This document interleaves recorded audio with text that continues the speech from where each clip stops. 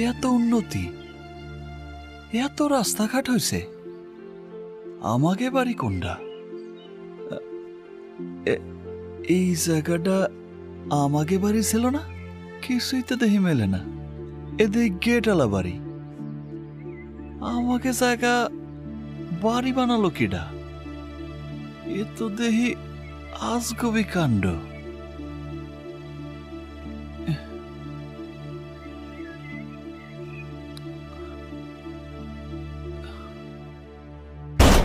বাড়ি কেউ আছেন? এই কে? হ্যাঁ? এই কে তুমি? আমি অন্তু মামা। এই জায়গায় কি যাও? এ জায়গা আমাকে বাড়ি ছিল না? আরে সে অনেক দিন আগের কথা। তোমার বাপের কাছ থেকে এই জায়গা আমি লিখে নিয়েছি তো। মামা, এটা কি সত্যি কথা? হ্যাঁ সত্যি, আমি তোর বাপের কাছ থেকে কিনে নিয়েছি। কার সাথে কথা বলছে? এ কে? আমি অন্তু মামি।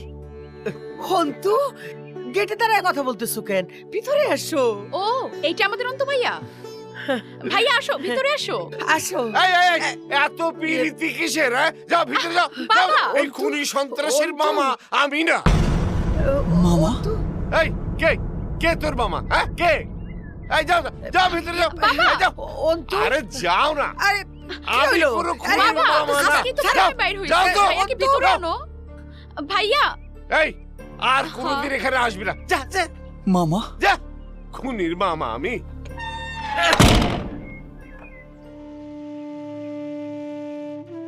সম্পত্তির লোভে মানুষ এত খারাপ হয়ে যায়, নিজের রক্তরে পর্যন্ত ভুলে যায়।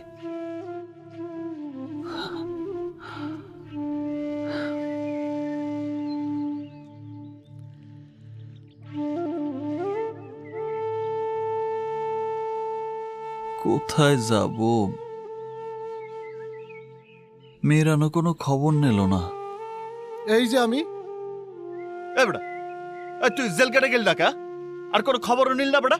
নতুন দোকান নিছি, তোর থাকার জন্য সব ঠিকঠাক ব্যবস্থা করে আসলাম। আর আমি তো জানতাম তুই এই জায়গায় আসবি, আর এরকম একটা ঘটনা ঘটবে।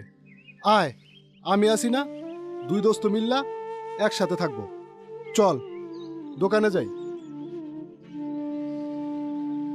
এই যে দোকান, এই বিছানায় তুই থাকবি আর আমি